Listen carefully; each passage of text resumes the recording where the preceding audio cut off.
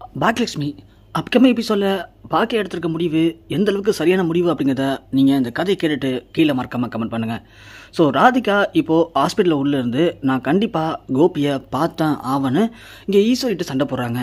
ஏன்னா இவங்க பேசிகிட்டு இருக்கும்போதே டாக்டர் வந்து சொல்லிடுறாரு, ஸோ கோபி கண் முடிச்சிட்டாருமா, நீங்கள் ஒரு ஆளாக போய் சத்தம் இல்லாமல் அவரை டென்ஷன் பண்ணாமல் ரிலாக்ஸாக அவரை பார்த்துட்டு வரலாம் அப்படின்னு இங்கே நர்ஸ் சொல்லிட்டு போகிறாங்க.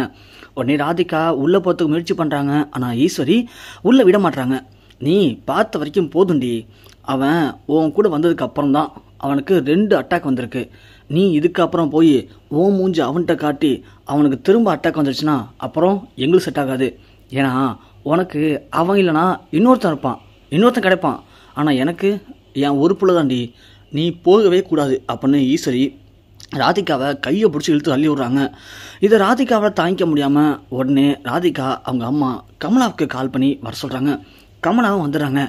எங்கே பாருங்க, என்ன என் பொண்ணை பார்க்கக்கூடாதுன்னு சொன்னீங்களா? இந்த இடத்துலையே கோபியை பார்க்கறதுக்கான முழு உரிமையும் என் பொண்ணுக்கு மட்டும்தான் இருக்குது. ஏன்னா என் பொண்ணு தொட்டு தாலி கட்டினா பொண்டாட்டி. அப்படி இருக்கும்போது அவளை பார்க்கக்கூடாதுன்னு சொல்கிறதுக்கு நீங்கள் யாருங்க? யாரு கேட்டுங்க எங்கள் மாப்பிள்ளைக்கு நீங்கள் சர்ஜரி பண்ணீங்க? அப்படி இப்படின்னு கமலா இங்கே பயங்கரமாக பேசுகிறாங்க. அதோட எல்லாத்துக்கும் காரணம் என் பொண்ணு சொன்னீங்களா? என் பொண்ணு கிடையாதுங்க, எல்லாத்துக்கும் காரணம் உங்கள் மருமக தான், உங்கள் மருமக. அவள் மட்டும் அன்னைக்கு மாப்பிள்ளை மேலே தேவையில்லாமல் பொய் கேஸ் கொடுக்காம இருந்தா அன்னைக்கு ஒரு நாள் ஃபுல்லாக அவரை கூட்டு வந்து ஜெயிலில் உட்கார வச்சுருந்தாங்களே. மாப்பிள்ளை வீட்டில் வந்து எப்படிலாம் ஃபீல் பண்ணாரு தெரியுங்களா? அவரை சமாதானப்படுத்துறதுக்கு நாங்கள் பட்ட பாடு எப்படி தெரியுமா கஷ்டப்பட்டோம்? எல்லாத்துக்கும் காரணம் உங்கள் மருமக தாங்க. அவளை அடக்கி வைக்க முடியல உங்களால். அவளை இப்படி ஊர்மையை விட்டிங்கன்னா அப்புறம் அவள் என்ன பண்ணுவா? இப்படி தான் எல்லாத்தையும் என்ன பண்ணுவா? அவர் பண்ணி பிரச்சனை உண்டு பண்ணுவா. ஆனால் பிரச்சனை ஆகிட்டா மட்டும் காரணம் என் பொண்ணா? ஏன் அன்னைக்கு கூட நேற்று நைட்டு உங்கள் அதான் பேத்தி அந்த குட்டிச்சா தான் அது வந்து என் மாப்பிள்ளையை அழைச்சி தனியாக போணுச்சு. தனியாக போய் என்ன பண்ணுச்சோ யாருக்கு தெரியும்? அதுக்கப்புறம் தான் நெஞ்சில் வந்திருக்கு. இங்கே பாருங்கள், உங்கள் பிள்ளைய கண்ணும் கருத்துமா பத்திரமா பார்த்துக்கிறது என்னுடைய பொண்ணு தான். என் பொண்ணு கூட இருந்த வரைக்கும் மாப்பிள்ளை நல்லா தான் இருந்தார். எப்போ என் பிள்ளைய பார்த்து வரேன், என் பொண்ணை பார்த்து வரேன், எங்கள் அம்மாவை பார்த்து வரேன்னு அங்கேருந்து உங்கள் வீட்டுக்கெலாம் எப்போல்லாம் வராரோ அப்போல்லாம் ஒரு பிரச்சனையோட தாங்க எங்கள் வீட்டு வந்துட்டுருக்காரு. அப்போ நீங்கள் கமலா பேச ஈஸ்வரி செம்ம கண்டாராங்க. இங்கே பாரு கமலா, நீ தேவையெல்லாம் பேசிகிட்டு இருக்க. எதாக இருந்தாலும் சரி, என் பிள்ளையை காப்பாற்றினது என் மருமக தான். அவன் ஃபோன் அடித்து நீங்கள் எடுக்கலை. அப்போதைக்கு என் மருமக தான் போய் அவனை காப்பாற்றிட்டு வந்தா. அவனை காப்பாற்றினால்தான் தான் இன்றைக்கி அவன் உயிரோடு இருக்கான். அப்படி இருக்கும்போது அவனை நாங்கள் தான் பார்த்துப்போம். இனிமே அவன் உங்கள் கூட வரமாட்டான் அப்படின்னு இங்கே ஈஸ்வரி சொல்ல உடனே கமலா சொல்கிறாங்க, இங்கே பாருங்கள் சம்மந்தியம்மா, அதை வந்து மாப்பிள்ளை சொல்லட்டும், நீங்கள் சொல்லாதீங்க. உங்களுக்கு கேட்டால் மாப்பிள்ளை என் பொண்ணை கல்யாணம் பண்ணிக்கிட்டாரு, மாப்பிள்ளை தானே பண்ணிக்கிட்டாரு. அப்போது மாப்பிள்ளை கண்ணு முடிச்சு நான் வந்து யார் கூட இருக்கணும், யார் கூட போகணுன்னு மாப்பிள்ளை சொல்லட்டும். அப்படி மாப்பிள்ளை சொல்லிட்டா நாங்கள் பாட்டு போயிட்டு இருக்கோம் அப்படின்னு இங்கே கமலா சொல்கிறாங்க. உடனே பாக்கியா, ஐயோ போதும் நிப்பாட்டுறீங்களா? ஏன் இப்படி ஆளுக்கால அடிச்சுக்கிட்டு இருக்கீங்க? நான் கோபியை காப்பாற்றினது கோபி கூட சேர்ந்து வாழணும் அப்படிங்கிற ஆசையில் இல்லை. கோபியை ஒரு சக மனுஷனை தான் நான் அப்போ காப்பாற்றினேன். மற்றபடி எனக்கு கோபி மேலே எந்த ஒரு அபிப்பிராயமும் கிடையாது. கோபி பண்ண பாவத்துக்கும் கோபி பண்ண துரோகத்துக்கும் இனிமேல் நான் எப்பயுமே கோபி கூட சேர்ந்து வாழணும்னு ஆசைப்படல. ராதிகா இங்கே பாருங்கள், அவர் உங்களுக்கு ஃபோன் அடிச்சிருக்காரு, நீங்கள் எடுக்கலன்னு எனக்கு அடிச்சிருக்காரு. நான் போய் அவரை கொண்டு வந்து சேர்த்துட்டேன். அவரை இப்போது காப்பாற்றிட்டேன். அவருக்கு இப்போது கண் முடிச்சிட்டாரு. இதுக்கப்புறம் உங்கள் விருப்பம், நீங்கள் அவர்கிட்ட என்ன வேணாலும் பண்ணிக்கோங்க. ஆனால் நான் உங்கள் வாழ்க்கையில் தலையிட மாட்டேன் அப்படின்னு சொல்லிட்டு இங்கே பாக்கியா அங்கேருந்து கிளம்ப முயல்கிறாங்க. ஆனால் இங்கே அந்த நேரத்தில் ஈஸ்வரி, ஏய் பாக்கியா எங்கே போகிற நீ இப்போ அப்படின்னு கேட்க, அத்தை நீங்கள் தேவையில்லாத பிரச்சனை பண்ணாங்க அத்தை, கோபிக்கு நமக்கு சம்மந்தம் இல்லை. உங்கள் பையனா நீங்கள் இருந்து பார்க்கலாம், பிள்ளைங்களுக்கு அப்பாவா பிள்ளைங்க இருக்கலாம். ஆனால் எனக்கு என்னத்த உரிமை இருக்குது? அவர் என்றைக்கு நான் வேணான்னு சொல்லி டிவோர்ஸ் பண்ணாரோ அன்னைக்கு எல்லா உரிமையும் முடிஞ்சு போச்சத்த, நான் கிளம்புறேன் அப்படின்னு சொல்லிட்டு பாக்கியா இங்கேருந்து கோபமாக கிளம்பி போயிடுறாங்க. இங்கே ஈஸ்வரி கண்ணு முடிச்ச கோபியை பார்க்க போகிறாங்க. ராதிகாவும் இங்கே பார்க்க போகிறாங்க. ஈஸ்வரி போனோடனே, பா கோபி எப்படிப்பா இருக்க? நீ இந்த நிலைமைக்கு ஆளாகும்னு சொல்லி அம்மா நினைக்கவே இல்லைப்பா, பெத்த வயிறு பற்றி எரியுதுப்பா அப்படி பண்ணி ஈஸ்வரி பேச கோபியோடைய கண் கலங்கி என்னை மன்னிச்சிருங்கம்மான்னு சொல்லி கையை பிடிக்கிறாரு. இந்த பக்கம் ராதிகா, கோபி என்னாச்சு கோபி உங்களுக்கு? நான் ஏதோ ஒரு கோவத்தில் ஃபோன் எடுக்காமல் வந்துட்டேன் கோபி, என்னை மன்னிச்சிருங்க கோபி அப்படின்னு ராதிகா சொல்ல அப்படியே மண்டே மட்டும் ஆட்டுறாரு கோபி. மற்றபடி வாய் தந்து பேசல. உடனே இங்கே கமலா சொல்கிறாங்க, மாப்பிள்ள என்ன மாப்பிள்ள ரொம்ப வலிக்குதா, இப்போ பரவாயில்ல மாப்பிள்ள சர்ஜரி பண்ணுது அப்படின்னு சொல்கிறதுக்கு கோபி எதுவுமே பதில் பேசவே இல்லை. இங்கே ஈஸி சொல்கிறாங்க, கோபி உன்னை டிஸ்சார்ஜ் பண்ணலான்னு சொல்லிட்டாங்கப்பா, நீ அம்மா கூடயே வந்துருப்பா கோபி, நம்ம வீட்டுக்கு போயிடலாம்ப்பா, நம்ம வீட்டுக்கு போனதாப்பா உனக்கு எந்த பிரச்சனையும் இல்லாமல் இருக்கும் அப்படின்னு இங்கே ஈஸி சொல்லவும் கோபியும் சரிங்கம்மா அப்படின்னு சொல்கிறாரு.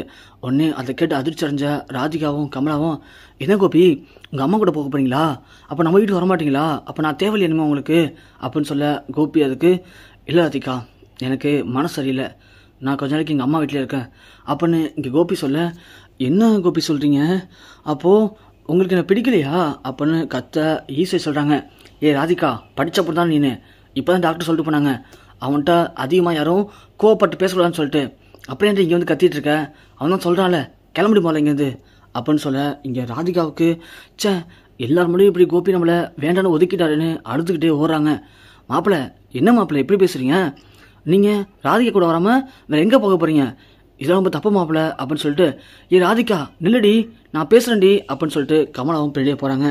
இங்கே ஈஸி சொல்கிறாங்க, சரியா போய் கார் எடுறா, ஹாஸ்பிட்டல் பில்லாம் கட்டு, நம்ம வீட்டுக்கு அழைச்சிட்டு போவோம் கோபியை அப்படின்னு சொல்ல, சரியா ஒன்று பாட்டி அழைச்சிட்டு போது பிரச்சனை இல்லை, அம்மாட்ட ஒரு வார்த்தை கேட்காம, டேய் அது நம்ம வீட்டுறா அவள்கிட்ட நான் கேட்கணும், நீ பணத்தை கட்டிட்டு காரை புக் பண்ணு அப்படின்னு சொல்கிறாங்க. இங்கே பணத்தை கட்டிட்டு காரில் கோபியை பொறுமையாக அழைச்சிட்டு வீட்டுக்கு போகிறாங்க. வீட்டுக்குள்ளே போனதும் இங்கே கோபியை உட்கார வச்சுட்டு கோபிக்கு தேவையான எடுத்து விட்டுருக்காங்க. இனியாவும் பக்கத்தில் உட்காந்துட்டு, டேடி நீங்கள் இங்கே வந்துட்டு நினச்சி ரொம்ப பெருமையாக இருக்கு டேடி, எனக்கு இப்போ தான் டேடி சந்தோஷமாக இருக்குது, நம்ம வீடே இப்போ தான் டேடி ரொம்ப ஜாலியாக இருக்குது அப்படி இப்படின்னு இங்கே இனியா பேசிகிட்டு இருக்காங்க. பாக்கியா அப்போ தான் ரெஸ்டாரண்ட் போயிட்டு வீட்டுக்கு வராங்க. என்ன வீட்டில் ஒரே கும்பலாக இருக்குன்னு பார்த்தா கோபி உள்ளே உட்காந்துருக்காரு.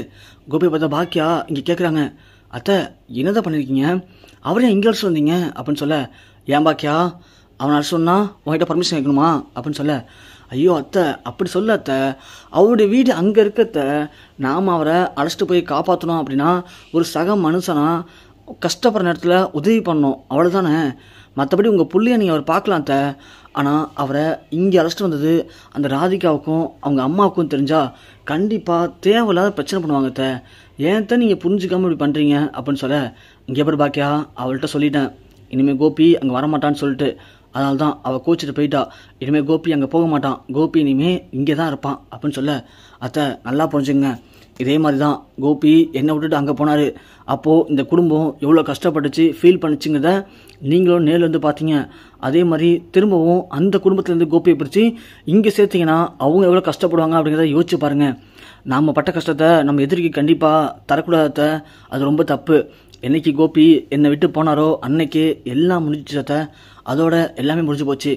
உடஞ்ச கண்ணடியை யாராலையுமே ஒட்ட வைக்க முடியாத, என் வாழ்க்கையில் நான் தனிமரமாக இருக்குன்னு தான் கோபி ஆசைப்பட்டார், தனிமரமாக நான் தனியாகவே கஷ்டப்பட்டு போகிறேன், எனக்குன்னு துணைக்கு என்னுடைய பிள்ளைங்க இருக்காங்க, என் பிள்ளைங்களே எனக்கு ஆதரவாக இருக்காங்க, அதுவே போதும், எனக்கு இனிமேல் இந்த குடும்ப வாழ்க்கையிலையும் கோபி கூட சேர்ந்து வாழணுன்னு ஒரு துளி கூட ஐடியா இல்லாத, அதனால் நீங்கள் திரும்ப திரும்ப உடஞ்ச கண்ணாடியை ஒட்ட வைக்க ஆசைப்படாதீங்க, கோபியை ஒழுங்காக ராதிகா கூட அனுப்பிடுங்க, கஷ்டமோ நஷ்டமோ அவர் அந்த வாழ்க்கை தான் பிடிச்சிருக்குன்னு போனார் அத்தை, அப்படி இருக்கும்போது அவருடைய சுய விருப்பத்துக்கு அவர் விட்டுருங்க அத்தை, அவர் போகட்டும் அப்படின்னு இங்கே பாக்கியா சொல்லவும் ஈஸி சொல்கிறாங்க, இங்கே பாரு பாக்கியா இதோட நிப்பாட்டிக்கோ, இதுக்கு மேலே நீ கோபியை அனுப்புன்னு சொன்னால் கோபி கூடவே சேர்ந்து நானும் பசங்க எல்லாருமே போயிடுவோம், அப்புறம் நீ மட்டும்தான் சொன்னியே தனி மரம்னு சொல்லிட்டு, தனி மரமா நீ மட்டும் தான் இங்கே இருக்கணும், பாக்கியா நல்லா புரிஞ்சுக்கோ, வாழ்க்கையில் கஷ்டமும் வரும் நஷ்டமும் வரும் சந்தோஷமும் வரும் பாக்கியா, வெறும் கஷ்டம் நஷ்டம் மட்டும் இருக்காது, கஷ்டம் வந்தால் அதையும் ஏற்றுக்கணும்,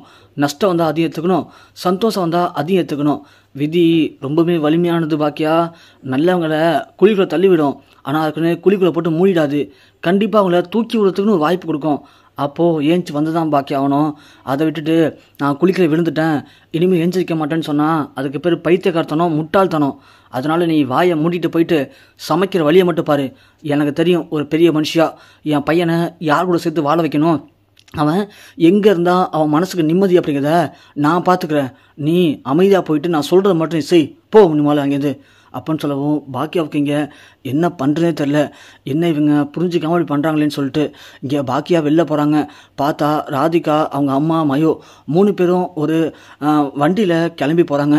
பின்னாடியே ஒரு லாரியில் அங்கே இருக்கிற எல்லா சாமானும் ஏற்றிக்கிட்டு போகுது. அதை பார்த்த பாக்கியாவுக்கு ஒன்றுமே புரியல. ஆஹா, இவங்க பேசில் ராதிகா ஒரு வீட்டையே காலி பண்ணிட்டு போகிறாங்களா? அப்போ இனிமேல் ராதிகா கோபி வாழ்க்கையில் வரமாட்டாங்களா? அப்போது அவ்வளோதானே ராதிகா கோபி மேலே சொன்ன நம்பிக்கை. ஏன் இப்படி இருக்காங்க ராதிகா அப்படின்னு இங்கே பாக்கியா ராதிகாவுக்கு ஃபோன் பண்ணுறாங்க. பார்த்தா ஃபர்ஸ்ட் வாட்டி எடுக்கல, ரெண்டாவது வாட்டி எடுக்கல, மூணாவது வாட்டி கால் பண்ணும்போது பிஸின்னு வருது. அப்போ தான் பாக்கியாவுக்கு புரியுது, ராதிகா நம்பராக பிளாக்கில் போட்டாங்க. அப்போ ராதிகாவும் கோபி வாழ்க்கையிலேருந்து பிரிஞ்சு போகணும்னு முடிவு பண்ணிட்டாங்க போல அப்படின்னு பாக்கியாவுக்கு அப்போ தான் முடிவு பண்ணுறாங்க. ஆஹா, அப்போது ராதிகாவும் கோபியும் இவ்வளோ தான் ஒன்றா வாழ்ந்தாங்களா? அப்போ அவங்க வாழ்க்கைக்குள்ளே ஒரு சந்தோஷமே இல்லையா அப்படின்னு பாக்கியா அப்போ தான் யோசிக்கிறாங்க. பாக்கியாவுக்கு இப்போது என்ன பண்ணுறதுன்னு தெரில.